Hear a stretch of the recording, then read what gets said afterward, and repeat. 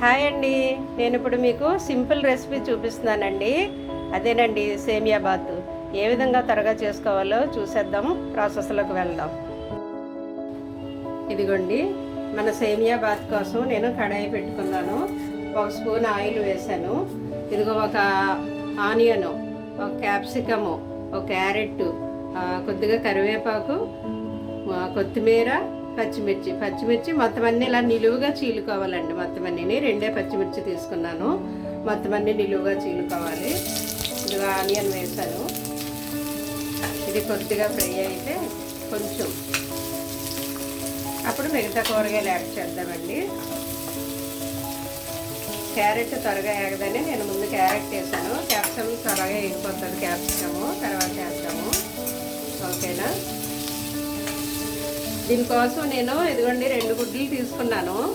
2 గుడ్లు, ఒకప్పుడేమో సేమియాలు ఉడకబెట్టి ఉంచుకున్నాను. ఇది మార్నింగ్ టిఫిన్లోకి చాలా ఈజీగా అయిపోతుందండి. పిల్లలకి మార్నింగ్ టిఫిన్ పెట్టాలంటే మనం ఎలాగో ఎగ్ వేస్తాము. ఎగ్లో ప్రోటీన్ ఉంటుంది. ఈ వెజిటబుల్స్ అన్నీ వేస్తున్నాం కాబట్టి ఫైబర్ ఉంటుంది. కాబట్టి మార్నింగ్ టిఫిన్లోకైనా ఈవినింగ్ స్నాక్స్ టైంలో పిల్లలు స్కూల్ నుండి వచ్చినప్పుడైనా మనం ఈజీగా చేసి పెట్టచ్చు. లేదంటే నైట్ డిన్నర్కైనా చేసేసుకోవచ్చు. ఒక 2 మందికి అయితే ఈజీగా. ఇదిగో క్యాప్సికమ్ వేసేస్తున్నాను. పచ్చిమిర్చి, కరివేపాకు వేసాను. కొత్తిమీర కొద్దిగా వేసి లాస్ట్లో కొంచెం ఉంచుకున్నాను. ఓకేనా? అవి కొంచెం వేగిన తర్వాత ఇవి వేసేసాను. ఇవి కొద్దిగా వేగిన తర్వాత మనం ఎగ్ యాడ్ చేసి తర్వాత సేమియాలు వేసేద్దామండి. ఓకే, కొంచెం మగ్గనిద్దాం. ఇదిగోండి, కూరగాయ ముక్కలు కొంచెం మెత్తగా అయ్యాయి కదా.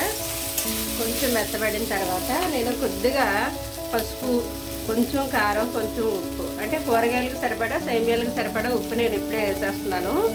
కారం అయితే కొంచెం ఒక 1/2 టీ స్పూన్ వేసాను. ఎందుకంటే ఇందులో మనం మిరియాల పొడి యాడ్ చేస్తాము. అందువల్ల కారం ఎక్కువ వేయకూడదు.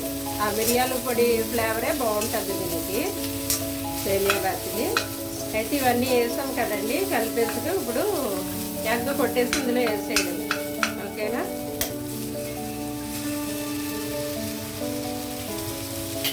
ఎగ్ కొట్టేసి వేసిన తర్వాత ఈ కూరగాయలతో దాన్ని కవర్ చేద్దామండి. కవర్ చేసేసి కొంచెం మగ్గిన తర్వాత సేమియాలు యాడ్ చేయడం అంతే. ఓకేనా?